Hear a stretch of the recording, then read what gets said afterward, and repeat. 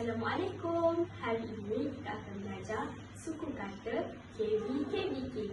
Mari belajar bersama saya.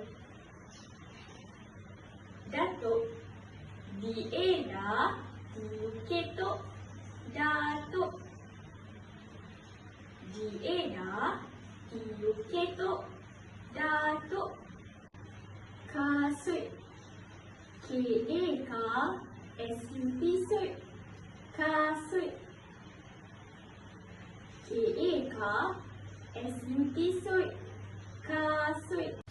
Lidah, LIDAH, dah. Lidah, LIDAH, dah. Lidah.